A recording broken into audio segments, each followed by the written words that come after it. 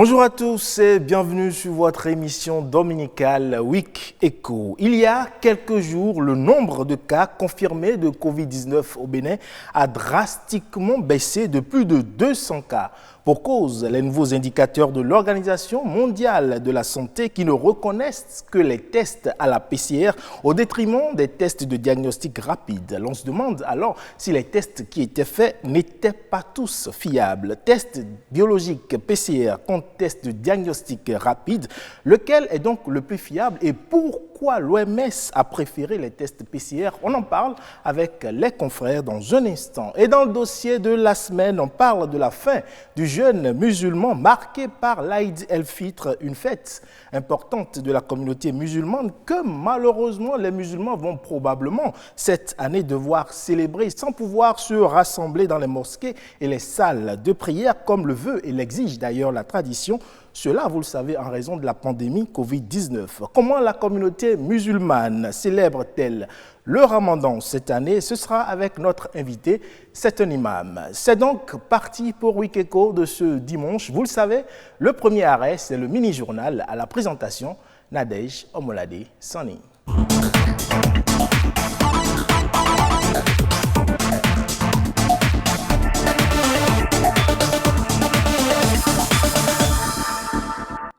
Bonjour à tous, bienvenue dans le mini-journal de ce dimanche sur Week Echo.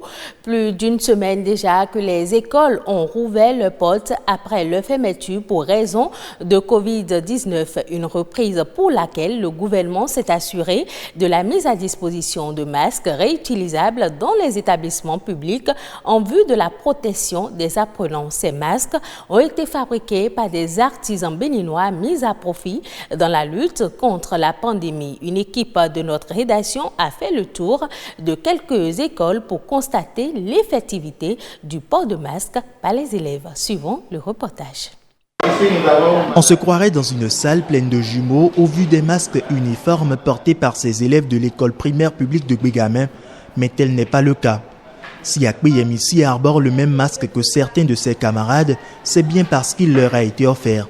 Le masque que je viens de porter aujourd'hui a été donné par le gouvernement et distribué par le directeur. Comme il nous a donné 2 masques, le directeur m'a dit de laver le premier si c'est sale et de porter le deuxième. Et quand le deuxième aussi serait sale, que de le laver et de porter le deuxième. Une instruction que ses camarades et elle s'assurent de respecter à la lettre au risque de se faire punir ou renvoyer par le directeur. Dans cette classe-ci, 54 masques sont réceptionnés pour un effectif de 27 élèves, soit 2 masques par apprenant. À notre arrivée, tous n'ont pas au visage celui offert par le gouvernement. Si certains n'ont pas porté les masques envoyés par le gouvernement, certainement que ces masques sont déjà sales et les parents leur ont exigé de les laver avant de les reporter. Raison pour laquelle vous allez constater que certains d'entre eux ont porté des masques médicaux ou d'autres des masques fabriqués par les couturières. On avait ça à l'école pour protéger notre santé. Espoir est élève au CEG Bégamin. À ce jour, elle dispose de 2 masques, un qui lui est remis par ses parents et l'autre par le gouvernement. Tout le monde a reçu le masque de la 6e au terminal. On a reçu un seul masque. Nos efforts pour en savoir plus sur la distribution de masques dans le collège d'Espoir ont été vains. Cet atelier fait partie des nombreux sur le territoire national à avoir confectionné ces masques. Félicien est styliste. Il a répondu à l'appel à production massive des masques réutilisables lancé par le gouvernement le 6 mai dernier. Il fallait se plier à des prescriptions strictes du ministère de la Santé. Il y a 3 modèles qui ont été retenus. Il y a une forme conique. Quand je parle de conique, c'est un peu genre ce que j'ai porté là. Et d'autres formes coniques encore, mais pas avec de découpe à l'intérieur là, avec des plis. De plis en bas comme en haut qui forment ce style de conique là. Et à part ça, il y a des modèles un peu comme ce qu'on achète actuellement à la pharmacie, genre chirurgicaux là et tout. Voilà, avec des plis plats devant. D'après lui, une autre phase de production des masques pourrait bientôt être lancée. Pour l'heure, le processus d'acquisition de masques en tissu de protection Covid-19 destinés au grand public est arrêté par le gouvernement depuis le 16 mai dernier. Le nombre ciblé de masques est atteint. Il y a une dizaine d'années, on pouvait les voir exercer aisément le métier à des coins de rue. De nos jours, il est rare de croiser des réparateurs de montres. En effet, plusieurs personnes n'éprouvent plus le besoin de faire réparer leur horloge ou pendule avec l'apparition des téléphones portables et autres gadgets. Une situation dommageable pour ceux qui exercent le métier réparation de montres, un métier en voie de disparition. C'est un reportage de François d'Assise Amansiouan et Rodrigue Blondoumé. L'avenir des réparateurs de montres, communément appelés horlogers, est sombre au Bénin. Avec le développement des technologies de l'information et de la communication, certains métiers, jadis très en vogue dans nos sociétés, sont en voie de disparition. C'est le cas de ceux qui donnent une seconde vie aux montres, horloges et pendules. J'ai une montre à la maison, mais je ne l'ai pas fait réparer à cause des dépenses. Si je veux consulter l'heure, date, je regarde sur mon portable. La télévision et le téléphone portable ont fait que le business ne marche plus. La plupart des montres portées aujourd'hui n'ont pas la bonne heure ou ne marchent même pas. On les porte plus pour des besoins esthétiques que de nécessité. La clientèle s'amenuise donc au fil des années. Du coup, beaucoup de réparateurs de montres se reconvertissent. Avec l'apparition du téléphone portable, certains sont devenus conducteurs de taxi-moto. Et pourtant, l'apprentissage du métier s'étale sur plusieurs années et exige une concentration minutieuse. C'est plus que ce que vous dites. J'ai fait 5 ans au moins. 5 ans. 7 ans. J'ai fait 7 ans en apprentissage. Le métier est dur, surtout avec la finesse des objets. Il faut être vif d'esprit. Certains clients sont particuliers, comme ce monsieur qui nous a confié hors micro qu'il n'est pas un amateur de montres. Celle qu'il est venu réparer est un cadeau à lui offert, un objet qui a donc une valeur sentimentale. Mais malgré toutes ces difficultés, certains arrivent à joindre les deux bouts et subvenir aux besoins de leur famille. Pas question pour eux que le métier disparaisse. Je remercie Dieu, je trouve ce qui peut me suffire.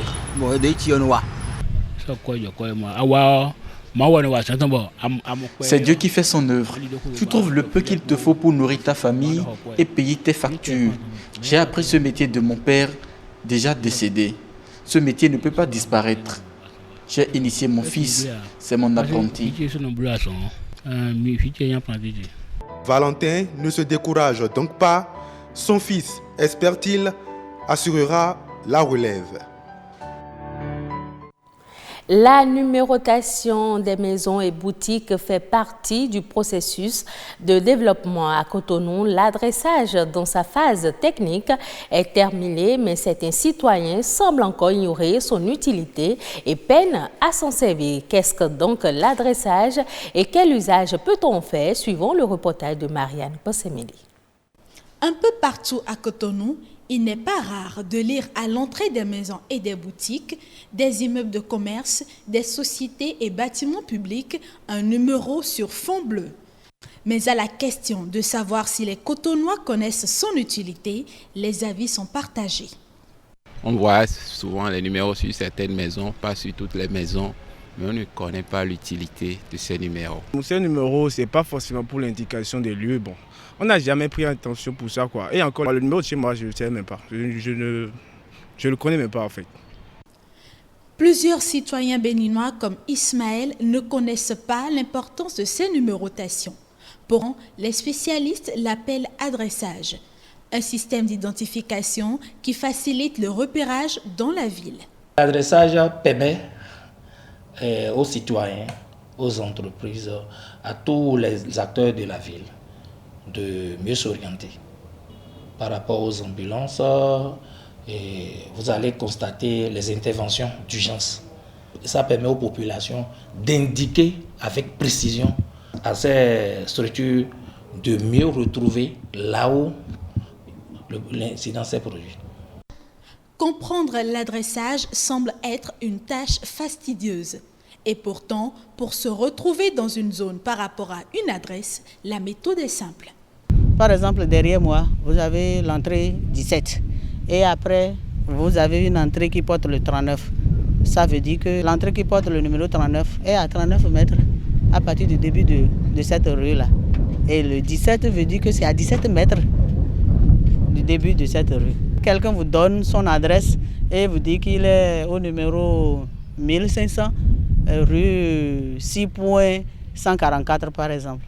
Donc d'abord, le 6 points vous dit qu'il est dans le 6e arrondissement. Le 144 veut dire que la rue là est la rue qui porte le numéro 144e rue de l'arrondissement. Les agents en charge de l'opération d'adressage rencontrent plusieurs difficultés dans leur mission. La première difficulté est relative à la construction de plusieurs habitations en matériaux précaires qui ne facilitent pas leur numérotation. L'autre difficulté aussi est qu'il y a des zones qui ne sont pas encore loties à Cotonou, qu'on n'a pas pu adresser encore. Et il y a d'autres qui sont lotis, mais bon, les géomètres, on ne sait pas comment, ils n'ont pas déposé le plan de la zone. Parce que n'oubliez pas que l'adressage vient se fixer sur le plan foncier. Quand la maison n'est pas clôturée, on ne donne pas. On ne donne pas pourquoi? Parce que ça va nous faire un gaspillage de matériel. Et comment ça va être utilisé le numéro qu'on leur a donné. Puisque ceux qui y vivent ont une entrée pour rentrer chez eux, mais ils n'ont pas de clôture. Au-delà du fait de faciliter l'indication, l'adressage permet un meilleur contrôle des ressources fiscales de la ville. Les citoyens sont donc invités à se rapprocher de leur municipalité pour obtenir leur adresse ou signaler tous travaux de modification touchant à leur bâtiment. L'opération est gratuite. C'est la fin de ce mini-journal. Ne zappez surtout pas. Week Eco continue avec Ulvaeus Balogun.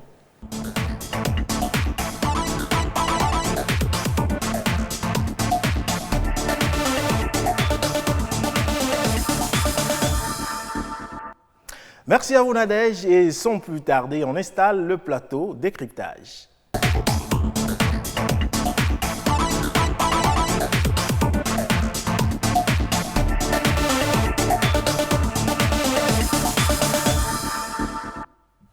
Et je le disais, de 339 cas confirmés, on est passé à moins de 200 cas en raison des indicateurs validés par l'OMS qui ne reconnaissent que les tests à la PCR, alors qu'ici au Bénin, en plus du PCR, eh bien, la surveillance sérologique de la population continue de se faire avec les tests de diagnostic rapide. Alors, qu'est-ce qui fait cette différence entre les tests PCR et les tests de diagnostic rapide? Tout ceci sera débattu avec nos confrères. Zakiat Latunji de Canal 3. Bonjour Zakiat. Bonjour. Merci d'être là. C'est un plaisir. Romuald Roui de E-Télé. Bonjour Romuald. Bonjour à vous. Merci d'être là. Merci. Alors Romuald, vous avez certainement entendu le ministre qui s'est prononcé sur les nouveaux indicateurs de la Covid-19 qui permettent de reconnaître certains cas Covid-19 et pas d'autres. Oui, effectivement, ça a été d'ailleurs une surprise. Vous savez que c'est dans la perspective donc, de la reprise des activités académiques selon certaines années. Donc, le gouvernement a fait l'option d'un dépistage massif au profit donc, des enseignants, du personnel administratif, des vendeuses agréées, également du personnel médical. Et donc, il s'est avéré que nous avons connu quand même une hausse en ce qui concerne les chiffres, donc l'évolution de la pandémie au Bénin. Mais nous avons appris, et tout comme vous, tout comme vos téléspectateurs, nous avons appris que le Bénin est passé donc de 339 cas à 130 cas parce qu'il y a un des indicateurs. Un temps qui a évolué aussi un peu. Oui, tout à fait, puisque aujourd'hui nous sommes à 135 cas confirmés. Voilà. Donc, en réalité, il y a deux tests qui sont effectués et vous l'avez rappelé d'ailleurs, il y a le test PCR et le test TDR. L'OMS, qui est quand même l'instance en matière, la plus haute instance en matière sanitaire, ne reconnaît pas le test de diagnostic rapide. Peut-être parce que pour eux, en fait, ils ont certainement leur raison. Mais toujours est-il que le Bénin fait l'option de pouvoir être complet un peu sur cette gestion de la riposte contre la propagation. Mais à votre avis, est-ce que cela ne compromet pas un peu la gestion de la crise? Là, on a des cas qui sont officiellement reconnus par l'institution OMS dont on parle, et il y a des cas qui ne sont pas reconnus. Ça ne met pas à mal la gestion de cette crise sanitaire-là, quand on sait que, vous savez, même à cette adresse, ou du moins à cette conférence du ministre, il y avait quand même un représentant de l'OMS qui estimait que, même aux États-Unis, en communauté, le test TDR est effectué. Donc, en communauté, puisqu'il y a des cas qui sont découverts en communauté, donc il fallait que le Bénin puisse prendre un certain nombre d'initiatives pour être plus complet. Et moi, personnellement, le test sanguin, ça me donne plus de fiabilité. Ça, ce n'est qu'un avis, peut-être d'un profane. Toujours est-il que nous sommes appelés, nos États sont appelés quand même à se soumettre aux indicateurs de l'OMS, ce que fait le Bénin. Mais le Bénin n'a pas arrêté justement ces 2 tests qui sont effectués. Voilà. Ce qui est plus ou moins une bonne chose. Alors, Zakiat, vous, comment analysez-vous ces nouveaux chiffres-là? C'est vrai que tout de suite, quand on a appris, c'était une surprise pour la plupart d'entre nous. Mais c'était important aussi d'aller chercher, de chercher à mieux comprendre ce qui explique qu'on soit passé de 339 à 130 au moment où l'annonce se faisait officiellement. Mais ce qu'il faut reconnaître ici, c'est qu'il y a 2 tests. Et se conformant justement aux nouveaux indicateurs de l'OMS, le Bénin a décidé de se rallier à cette convention-là parce que l'OMS reste cette institution qui gère un peu les questions de santé au niveau international. Mais il faut qu'au niveau de tous les pays, les choses se fassent de la même manière parce qu'après, on fait l'analyse comparée. Si au Bénin, on dit qu'on est à tel nombre de cas, on dit au Togo, tel nombre de cas dans n'importe quel coin du monde, puisqu'après, on fait un tableau pour arriver à apprécier. Donc, chaque pays doit partir sur la même base. Mais dans la plupart des pays, il y a aussi bien des tests TDR, donc tests de diagnostic rapide, que des tests PCR de virologie qui sont faits pour apprécier la chose. Maintenant, quand on fait le PCR, c'est-à-dire le test de virologie, on recherche la présence du virus. D'accord? Mais avec le TDR, c'est les anticorps qu'on recherche. Donc, en réalité, on peut dire, en partant du sang, puisque le test de diagnostic rapide, c'est avec le sang qu'on le fait, on peut se dire, a priori, à première vue, c'est plus approfondi. Mais non, justement, parce que c'est simplement les anticorps qu'on recherche à ce niveau-là. Mais en allant avec le PCR, on va chercher plus loin la présence du virus. Et ça permet en fait d'avoir un peu plus d'informations sur l'état sérologique de cette personne-là pour confirmer ou non la présence du virus chez la personne. Toujours est-il qu'aujourd'hui au Bénin, on n'a pas arrêté de faire les tests. On fait aussi bien PCR que TDR. Et toutes les personnes qui ont été dépistées positives avec le TDR ont suivi un traitement. Donc en réalité, ça ne devrait pas inquiéter du tout. Oui, c'est juste qu'aujourd'hui, en faisant le point, on mettra à part les gens qui ont fait le test avec TDR, on mettra également de l'autre côté les gens qui ont fait le test avec le PCR. Et en communiquant les chiffres de façon officielle, on tiendra compte de ceux qui ont fait le test avec le PCR pour se conformer vraiment à cette nouvelle convention. Ça pose un petit problème. Si l'OMS ne reconnaît pas certains cas officiellement, alors que ces gens ont la maladie en eux, ça pose un problème. Moi, je ne vois pas de problème, puisque en faisant le test avec le PCR, et même ceux qu'on avait dépistés positifs avec le PCR et avec le TDR, il y en a qui par la suite à qui on a fait le test PCR, toujours pour fouiller un peu plus, puisque vous êtes d'accord que le premier test, le TDR, c'est un test de diagnostic rapide. Et donc, plus tard, on fouille encore avec le PCR pour voir si, effectivement, il y a la présence du virus.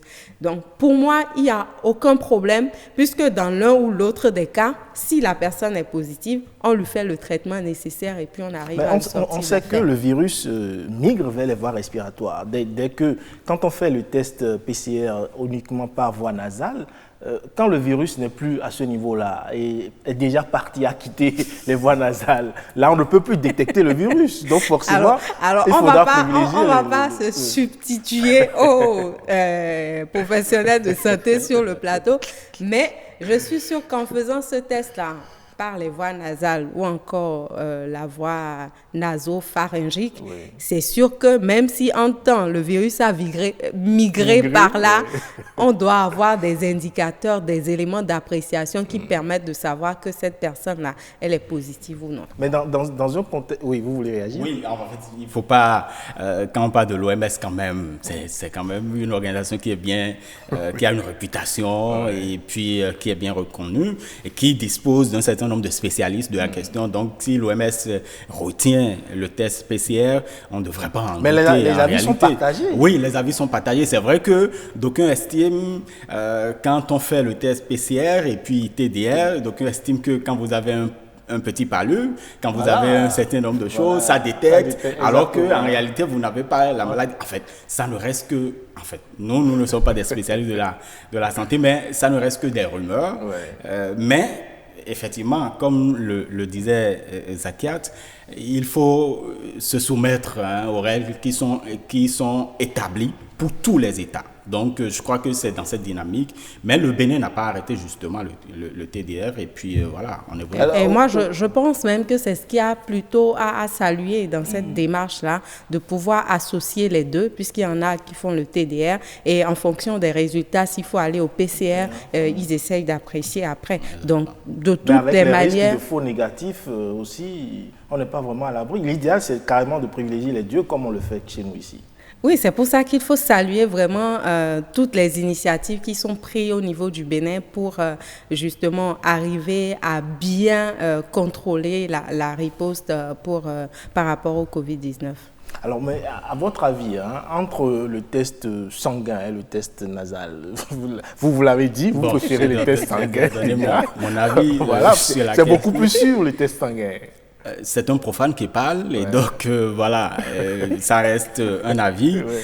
C'est vrai qu'il faut toujours peut-être approfondir les choses. Et par la suite, le PCR, mais bon, c'est l'État qui définit en fait l'option, qui fait le choix donc de la gestion. Et cela témoigne justement, parce que quand on passe de 339 cas à 130 cas, moi je me dis, l'État béninois pourrait décider de ne pas révéler cela au grand jour. Et donc, cela témoigne pour moi une gestion transparente de la crise, bien évidemment. Mais bon, même si c'est une gestion transparente de la crise, moi je vous pose la question, est-ce que le fait de garder les deux tests, ce n'est pas également une perte de temps, c'est pas une perte d'argent pour nous? Il aurait fallu carrément se conformer aux règles de l'OMS et faire uniquement les tests PCR. Bon, après, c'est chaque État qui définit ses politiques. Il y a une décision au niveau mondial qui est prise. Après, chaque État voit, en fonction de ses moyens, en fonction de ses disponibilités, qu'est-ce que vraiment il peut faire pour sauvegarder la santé, assurer la santé de ses concitoyens. Mais sachant qu'on n'a pas beaucoup de moyens, donc il faut... gérer avec les deux. Mais il y a plus de précision en réalité avec le PCR. Parce que comme je le disais tout à l'heure, avec le TDR, le test de diagnostic rapide, on recherche les anticorps. Est-ce que vous avez des anticorps pour faire face à la présence du virus? C'est ça, le TDR. Mais on a les mêmes symptômes, dans presque le paludisme a presque les mêmes symptômes que la Covid-19. Oui, mais il faut reconnaître aussi... Si j'ai des anticorps contre le paludisme, ça veut dire... En fait, c'est ce qui fait que... Le cas du Covid-19 est très particulier et il faut faire très attention à ça. Parce que c'est vrai que c'est semblable justement au signe du paludisme. Et beaucoup aujourd'hui, quand vous questionnez les gens autour de vous, ils disent même que quand ils sont malades, ils préfèrent ne pas aller à l'hôpital parce que tout de suite, on va dire Covid-19, alors qu'ils sont en train de souffrir d'un simple paludisme. Mais avec le TDR, comme je le disais, c'est vraiment avec le TDR, le test de diagnostic rapide, on recherche les anticorps. Est-ce que vous avez les anticorps nécessaires? Soit votre système immunitaire pourra supporter la présence du virus. Et quand on va au PCR, c'est qu'on recherche vraiment la présence du virus. Ouais, entre chercher la possibilité à l'organisme de se défendre contre un virus et chercher après la présence de ce virus pour lutter contre, je crois que le choix doit être facilement vite fait. Il y a aussi une analyse peut-être comparée à faire temps, la durée du test. Parce que quand vous prenez par exemple le PCR, vous avez une durée entre 3 et 6 heures. Alors que l'autre dit ça. C'est quelques minutes, c'est pour ça qu'il a un test de diagnostic rapide. Effectivement.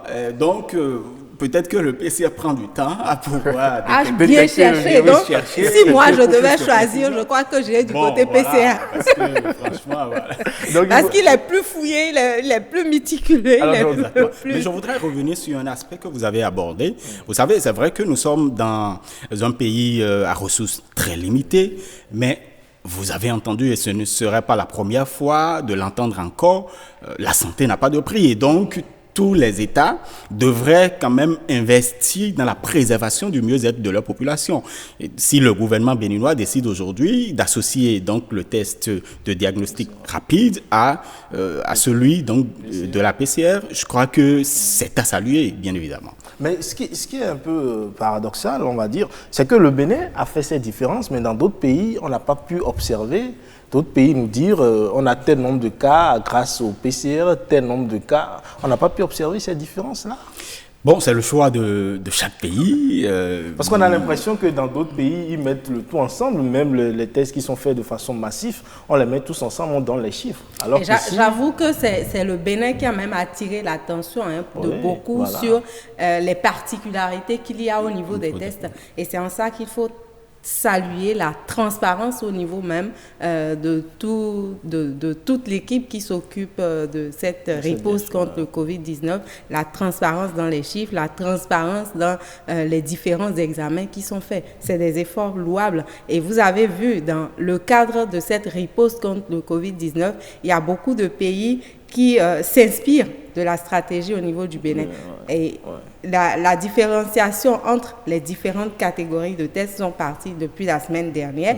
Attendez de voir si d'ici quelques jours, vous n'allez pas voir au niveau des autres pays également faire cette distinction-là entre les différents tests qui sont faits ou les choix de tests qui sont appliqués à l'interne pour apprécier un peu l'évolution du virus. Alors, on sait que nous, on est allé à l'ouverture, à la réouverture des salles de classe, ce qui a impliqué, comme vous l'avez dit, le test massif qu'il faut faire désormais aux enseignants, au personnel enseignant, au personnel soignant, même aux vendeuses agréées. Tout ça mobilise beaucoup de ressources, alors qu'on n'en a pas suffisamment. Oui, comme vous avez envie de l'entendre encore, la santé n'a pas de prix. Et donc, si on investit autant dans la santé, les autres secteurs, on ne va pas les laisser. Parce qu'après, si on survit à la crise, il faudra... on survivra. On survivra grâce à Allah ou grâce à Dieu, tout simplement. Mais il faut quand même avouer, c'est vrai, nous dépensons beaucoup et je voudrais en profiter pour saluer quand même l'initiative solidaire d'un certain nombre de composants de la nation à travers donc ces gestes qui s'observent au niveau du ministère de la Santé, donc par l'entremise du Trésor public. Et c'est vrai, nous n'avons pas assez de moyens, mais il faut investir sur les hommes. Quand vous avez une population malade, vous-même, je crois que l'État ou les membres du gouvernement, ce ne serait pas avec aisance qu'ils dirigeront une population malade. Et donc, il faut pouvoir le faire, il faut pouvoir investir. Mais au-delà de cela, nous recevons quand même des aides des institutions internationales. Nous recevons, peut-être que nous n'avons pas assez précision, mais nous recevons tout de même un certain nombre d'appuis financiers pour pouvoir faire face à la crise. Mais il n'y a pas que des appuis financiers, il y a des appuis en termes de matériel. Et moi, je pense qu'il faut saluer l'élan de générosité, de solidarité qu'il y a eu autour pour la mobilisation vraiment de ressources nécessaires pour accompagner l'État au plus haut niveau. Et on n'était pas préparé à ça. Le Covid, c'est un élément nouveau qui est venu bouleverser tous les indicateurs. Donc, vous imaginez un peu que les prévisions pour 2020 ont été complètement chamboulées avec l'arrivée du Covid, et chaque État essaie également de s'adapter. L'État ne peut pas croiser les bras. L'État doit faire de tout son mieux pour s'assurer de la bonne santé des populations. Donc, à partir de ce moment, on ne peut pas dire on n'a pas les moyens, on croise les doigts. Non, mais il faut vraiment rechercher, appeler à la solidarité, ce qui a été fait. Et Dieu merci, il y a quand même pas mal d'aides qui viennent de part et d'autre. Et oui, on peut en tout cas saluer cette générosité. Oui. Eh bien, merci à vous, chers confrères, à moins que vous ayez quelque chose à ajouter.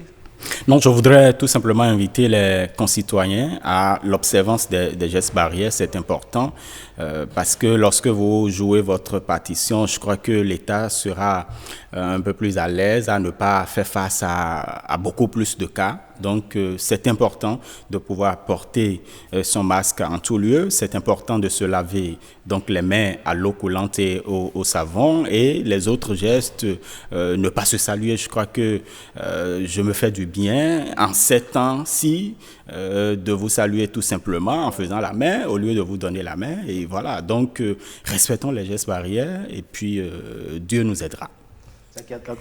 Comme Dieu ne descendra pas du ciel pour nous aider, il faudra que chacun prenne ses responsabilités parce que la lutte contre le Covid, c'est d'abord une question de responsabilité individuelle avant d'être une responsabilité collective. Et donc, si je me protège, je respecte les gestes barrières, déjà individuellement, je prends cette responsabilité, mais vis-à-vis des autres qui sont dans mon environnement, j'ai cette responsabilité collective-là. Les gestes barrières, on en parle tous les jours et tous les jours. Je crois que maintenant, chacun a intégré ça. Et il faut arriver à traduire le respect de ces gestes barrières-là dans nos comportements de tous les jours. Ce que je trouve un peu difficile, et quand j'observe autour de moi, c'est la question de la distanciation sociale. Je crois qu'il faut qu'on intègre ça vraiment au quotidien. On n'est pas habitué, personne ne s'attendait, comme je le disais tout à l'heure, au Covid. Il est arrivé, nous sommes obligés de nous conformer, de respecter les gestes barrières pour justement, comme Roméo a dit, vous-même vous l'aviez dit tout à l'heure, on arrive à en survivre. Qu'on respecte les gestes barrières même dans la chambre à coucher. Bon. Merci à vous, chers confrères. Zakia Latoudi, Canal 3, merci d'être passé ce matin. Roméo Adoui, ETélé, merci d'être passé également. On retient qu'au-delà de tout, il faut respecter les gestes barrières. Mais ceux, par contre, qui auront du mal durant cette période, c'est la communauté musulmane. On en parle dans le dossier de la semaine.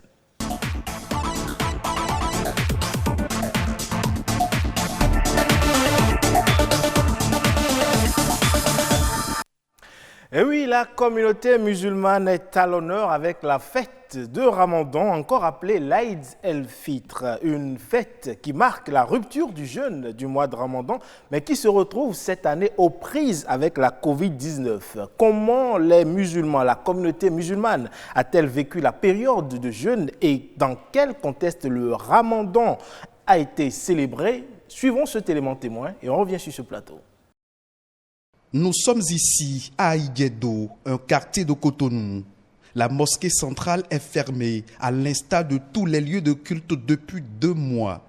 Ici, plus d'appels à la prière du muezzin, plus de rassemblements, ni les prières collectives. Ce qui nous manque, c'est ce rassemblement spirituel. Ce qui nous manque, c'est ce rassemblement aussi social. En cause, le coronavirus. Tous les fidèles musulmans sont conviés à prier chez eux. Et en ce mois de Ramadan, la dernière décade du jeûne musulman est un moment important pour la communauté musulmane. La dernière décade est un moment d'intense prière, un moment où le prophète, dans ses comportements, abandonnait carrément la maison, sa famille, et va se réfugier dans la mosquée pour être beaucoup plus en phase avec son Seigneur. C'est ce que nous appelons la retraite spirituelle. Une retraite spirituelle que les fidèles musulmans sont forcés cette année de vivre en famille. La Covid-19 a changé les habitudes, certes, mais n'empêche pas le jeûne musulman. Le Covid, tant qu'on n'en souffre pas, ça n'empêche pas le jeûne. Cette obligation de jeûner s'impose toujours à chaque musulman.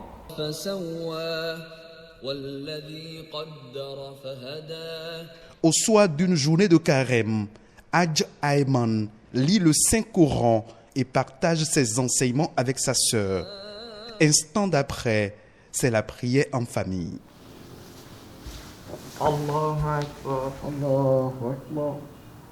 C'est encore une expérience de plus. C'est une expérience que peut-être nous aurons à raconter à nos générations futures. Il est arrivé à un moment où le petit pèlerinage n'a pas pu exister. Il est arrivé un moment où un virus nous a empêchés de rencontrer nos frères, de vivre la fraternité du mois de Ramadan.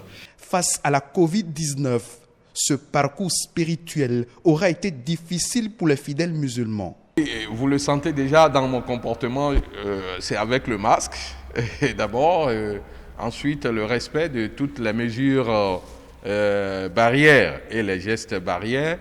Je crois que c'était un lourd fardeau que nous avons porté, il faut l'avouer vraiment ouvertement. Mais Dieu, qui a voulu que nous prions dans les mosquées, il est le même qui a voulu aujourd'hui et cette année que les prières se font dans les maisons. C'est en famille qu'elle aura lieu le ramadan de cette année. Après un mois de jeûne passé dans un contexte assez difficile, la communauté musulmane va reprendre le chemin des mosquées le 2 juin prochain, mais avec une nouvelle façon de vivre en communauté. Et voilà la Covid-19 qui s'invite à l'Aïd el-Fitr et on en parle avec notre invité sur ce plateau, l'imam Moutawakil Malik Boukari, imam de la mosquée centrale Médine 2 de Agori Plateau, par ailleurs président des imams de l'Atlantique et tenez-vous bien, trésorier général de l'Union islamique du Bénin. Bonjour imam. Bonjour monsieur le journaliste. Merci d'être avec nous ce matin. Merci encore. Et lui, il sera là également, ou plutôt il est là également pour conduire cet entretien avec moi. C'est Rodrigue Babagbeto. Bonjour Rodrigue. Ulvaïs Balogun, bonjour. Mesdames, Messieurs, bonjour. À l'instar des musulmans du monde entier, la communauté musulmane du Bénin n'a pas dérogé à la coutume, celle de l'accomplissement du pilier de l'islam, le mois saint du Ramadan. 29 à 30 jours de prière et de privation, un peu inhabituels cette année puisqu'ils interviennent dans un contexte de crise sanitaire et économique, la Covid-19. Alors, on en parle avec vous, Moutawakil Malik Boukari. Dites-nous, c'est pratiquement du jamais vu pour la communauté musulmane, cette période que nous vivons, n'est-ce pas? Merci, monsieur le journaliste. Mais ne dit du jamais vu. Les choses se sont passées comme ça au temps des prophètes, avant le prophète Mohammed sallallahu alayhi wa sallam. Et au temps du prophète Mohammed sallallahu alayhi wa sallam, ils ont essayé au moins de faire quelque chose pour des crises comme ça et ils trouvent la solution. Mais quand vous dites du jamais vu, oui, du jamais vu au Bénin. Du jamais vu au Bénin. Voilà. Donc, l'islam, c'est dans tous les temps. L'islam est adapté à tous les temps, à toutes les circonstances. Et quel goût est-ce que ça vous laisse, cette période de Ramadan en période de Covid-19? Comment est-ce que vous l'avez vécu, vous, personnellement? Moi, je l'ai vécu avec foi, détermination et assiduité, parce que notre foi ne se base pas sur le coronavirus, même en état de guerre. Le musulman doit adorer Dieu. La première des choses, la mosquée, c'est pour qu'on aille, pour qu'on soit concentré. Parce qu'à la maison, il a des choses. C'est pourquoi, sinon, pour le musulman, c'est très simple. Dieu a fait aux musulmans, il nous a donné des facilités. Mais nous compliquons ça. Quelles sont ces facilités-là, dites-nous? La facilité, parce que, on doit le remercier, il a fait de la terre et de nos maisons des mosquées. Oui. Le musulman peut prier partout. Le musulman n'est pas comme un chrétien qui doit aller dans son église. Donc, s'il a le temps de la pluie, un jour, il a une grande pluie à Médine. Le prophète alayhi salatu wa salam a dit au muezzin, si tu finis, il faut dire chacun n'a qu'à prier dans sa maison. Parce que le temps les empêche de venir. Mais ils ont la récompense de la prière de la mosquée. Mais comme le peuple au Bénin ou dans d'autres pays, ils ne connaissent pas ces histoires, c'est gênant chez eux. Okay. Alors, celui qui est contraint, le musulman qui est contraint de faire quelque chose, il a la récompense de ce qu'il fait chaque fois. Donc, le coronavirus ne peut pas nous empêcher de prier, même le musulman. Quand même il est gravement malade, il peut prier avec les gestes. Mais vous dites coronavirus. C'est le coronavirus qui a fermé les mosquées ou bien les gouvernants. C'est le gouvernement, mais c'était une mesure à prendre face à la pandémie. C'est une question que je pose et je vais répondre. Ok. Je vais dire aux musulmans que les gouvernants n'ont pas fermé nos portes. Parce qu'eux-mêmes ne peuvent pas sortir pour aller à l'extérieur. Très bien. Donc c'est venu et ça a contraint tout le monde. Mais spécialité de Ramadan, c'est ça qui a... Ils ont l'habitude de faire Ramadan dans des mosquées. Bien sûr. Et certains même voyagent pour se rendre également en Arabie Saoudite. Je continue. Mais je demande aux musulmans. Vous dites, on a fermé les portes de nos mosquées. Hein? Oui, ce sont les mosquées principales. Et nos chambres. Et nos maisons. Et dans nos champs. Et dans nos lieux de travail. Ces mosquées, c'est pur pour nous. Mais ce qu'ils oublient, le musulman doit être heureux. Ni coronavirus, ni l'ONU, ni les gouvernants ne peuvent jamais fermer les portes du paradis que Dieu a dit qu'il a ouvert ça pour les musulmans. Bien sûr, on l'a suivi dans le reportage tout à l'heure où l'imam faisait savoir qu'il y a quelque chose quand même qui est fragilisé avec cette pandémie, c'est la rupture, la fraction de l'unité sociale, cette fraternité que l'on a habituellement lorsqu'on se rend dans les mosquées. Est-ce que vous partagez cet avis? Ce qu'il dit, c'est vrai, mais ça là, on doit connaître que ce sont des épreuves. Dieu, c'est pour nous éprouver. C'est pour nous éprouver. Oui, on a l'habitude d'aller ensemble, de prier ensemble, mais Dieu seul sait. D'autres ne viennent pas avec une bonne intention parce que les gens prient, je m'en vais prier. Oui. Et avec ce nombre, quelquefois, d'autres viennent véridiques. Après le Ramadan, tu le verras, il devient honnête, sincère, il adore bien son Dieu. Mais dans les maisons, tu es en train de prier avec toute ta famille. Madame est là, tout le monde est là. Bébé commence par crier. Ça a troublé tout. Vous n'êtes plus concentré. Alors le mois de Ramadan, c'est la concentration. Dieu dit que tous les autres mois là, c'est pour nous. Faites tout ce que vous voulez. Mais le mois de Ramadan, c'est pour moi. Et c'est moi qui vous donne la récompense. Donc, c'est pour vous dire l'importance de ce mois. C'est dans ce mois même qu'on devait nous permettre de prendre des choses pour prier, pour combattre le virus que personne ne voit. Je ne sais pas si c'est un démon ou quoi. L'ennemi invisible, dit-on. Donc, l'ennemi invisible, qu'est-ce qu'il faut combattre? Ce sont les prières. Il ne faut pas fuir l'ennemi. C'est ça qui nous crée problème. On a pris le nom coronavirus dans les champs coronavirus jusqu'à ce qu'il nous couronne. Très bien. C'est ça, Dieu, quand il revient sur quelque chose, revenez à Dieu.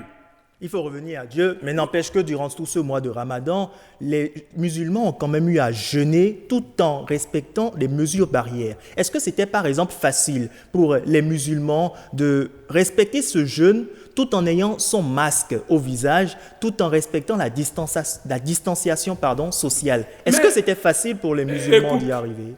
On s'était entendu sur ça. Parce que le gouvernement, avec les gens qu'on s'était entendu, un vendredi, il avait 6 ministres. On s'est dit, bon, vous les musulmans, vous pouvez prier. Mais chaque prière ne dépasse pas 5 minutes. Okay. Alors que la prière du musulman, même si tu veux être pressé, les 5 prières ne va pas te prendre plus de 25 minutes par jour. Donc on s'était entendu. Vous priez, immédiatement, les fidèles quittent sans se saluer. Et le vendredi, 10 à 15 minutes, il faut finir. On s'est entendu. Mais le lendemain, on dit qu'on veut voir les religieux. Mais moi, je n'étais pas... Le jour-là, je n'étais pas là. C'est le secrétaire général et d'autres qui sont partis. C'est de là que les choses ont changé. Et ils ont dit non, c'est interdit. Toute prière interdite. Toute prière. Je me suis demandé pourquoi. Alors que les 5 minutes et choses qu'on nous donnait là, ça n'allait pas, même quoi qu'en soient les circonstances. Dieu a dit, vous ne serez pas en train de prier, de demander pardon, et je vais vous punir. Peut-être ça pouvait aller. Au lieu de fermer les mosquées, il vaut mieux de fermer les marchés. Parce que quand Dieu dit je vais vous éprouver,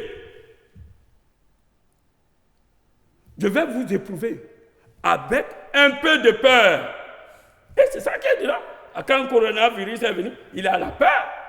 Bien sûr. La faim, perte d'économie. Est-ce qu'il n'a pas perte d'économie? Oui.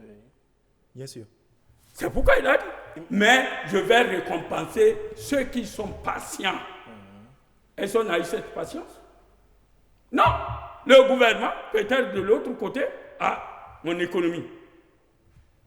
De l'autre côté, l'autre dit, ah, j'ai faim. Oui.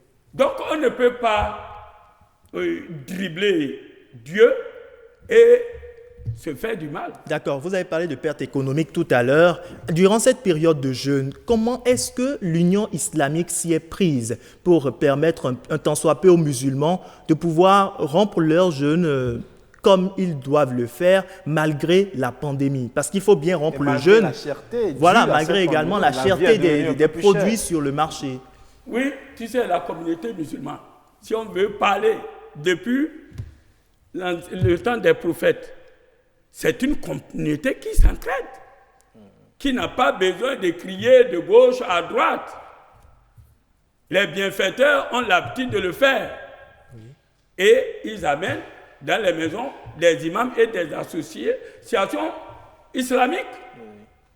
Et les imams qui sont honnêtes, parce que si je dis les imams, d'autres vont nous critiquer, les imams qui sont honnêtes, ils donnent ça à qui de droit. Et c'est ça qu'on a fait. Et en tout état de cause, de mon côté, je n'ai pas vu une difficulté dans tout ce que vous dites. Vous n'avez pas eu de fidèles? Non, c'est-à-dire, parce que moi, j'ai pris ça comme Dieu a voulu ça comme ça. Donc, il faut aller comme ça. Et le jeûne ne m'a pas gêné. Je prie correctement. Mais parmi vos fidèles, est-ce qu'il y en a qui sont venus? Mais d'autres qui en ont besoin, ils s'approchent de nous. Et on les aide. Donc, personne n'a crié pour dire on a fait. Non, le cri des fidèles est seulement les mosquées, les mosquées. Personne n'a crié de la faim. Ils sont seulement affamés, assoiffés de leur mosquée. Ils ne sont pas assoiffés du manger. Parce que même la faim, quand tu veux rompre le carême, un peu d'eau seulement, c'est pourquoi Dieu dit que ce sont un peu, tu es déjà rassasié. C'est pourquoi on dit le mois de Ramadan, ce n'est pas le mois de gaspillage. Donc vous pensez que le Ramadan, en cette période de Covid-19, vient rappeler aux jeunes musulmans qu'il faut juste un peu pour rompre et pas beaucoup comme on a l'habitude de le voir? Non, ce n'est pas le coronavirus qui nous a enseigné ça. Ça était là depuis. C'est parce que tu vois, d'autres mettent les nourritures sur la table en quantité et en qualité, mais ils ne peuvent pas le manger en quantité. Mais la qualité est là. Donc c'est pour montrer, ce n'est pas coronavirus. Mais coronavirus est rentré pour les éduquer un peu. Oui, pour nous rappeler savoir, je peux, parce que c'est ce que l'islam a dit, c'est ce que il faut prendre ce que tu as. Donc là, parce que Dieu bénit ça. Il dit que ce sont moi. Même si c'était une petite pomme que tu as pris, je te jure, tu seras rassasié. Donc, au coronavirus, la seule chose, le seul problème que les fidèles nous appellent seulement, imam, quand est-ce qu'on va ouvrir? Imam, comment on va faire Ramadan? Ramadan est fini. Comment on va faire? Et qu'est-ce que vous leur répondez? Les 10 jours.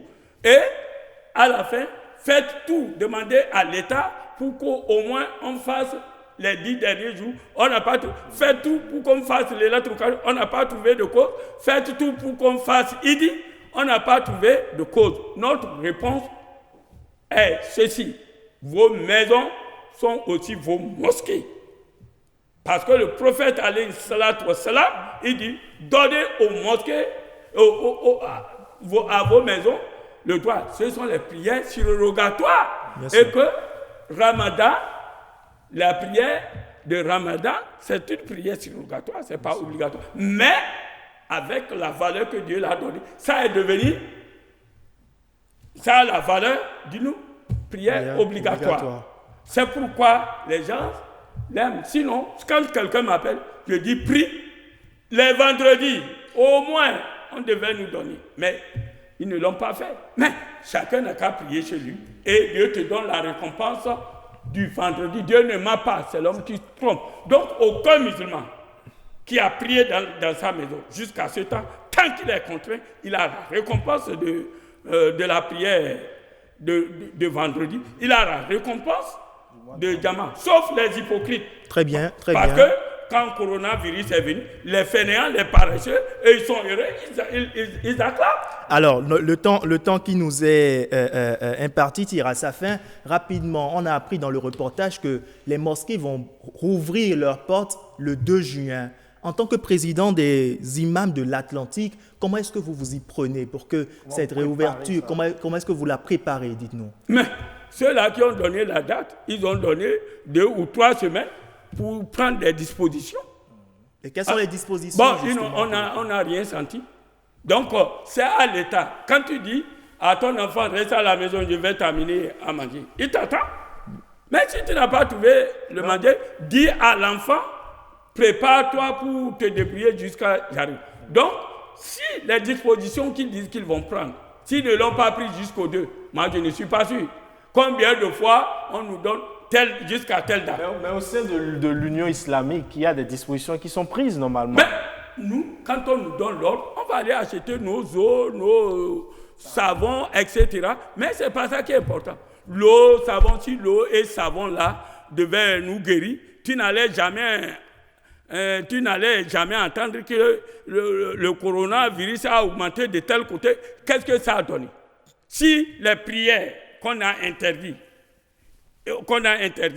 n'ont pas pu eu lieu, mais les dispositions qu'ils ont prises à cause de ce coronavirus... Ça limite un peu la... Bon, ça, non. Quand on a limité, ce qui a fait un peu du bruit avec les musulmans, comment laisser les marchés? Parce que comme moi, je suis parti dans le marché, ils ne sont même pas distants de demi-centimètre. Il ne faut pas dire que les marchés et les autres sont plus importants que les mosquées et les églises. C'est dangereux. Merci à vous, Imam. Donc, pour terminer, je demande à tous les musulmans, ils n'ont qu'à fêter dans leur maison. Ils n'ont qu'à faire Idi dans leur maison en faisant quoi? Lui, père de famille, il s'en va. La première des choses, il fait, quand il rentre, il fait Allah Akbar, le début, et il fait 7 fois Allah Akbar. Et quand il finit les 7 fois, il amène Fatiha et le surah ou ayat qu'il peut. S'il ne peut pas lire tout et c'est Fatiha seulement, il n'a qu'à faire. Deuxième raka, il fait Allah Akbar et après il fait takbir encore 5 fois et il amène Fatiha et comment on appelle, et ce qui est facile. Et si c'est Fatiha seulement qu'il connaît, il n'a qu'à le faire. Dieu va le récompenser. Donc, je demande à tous les musulmans de rester calmes. Il n'a pas question de bruit. Les responsables de l'Union islamique, ils sont corrompus. Ils sont comme ça. Non. Merci Moutawakil Malik Boukari. Les musulmans, vous aurez compris et je crois que vous leur donnez rendez-vous le 2 juin dans les mosquées.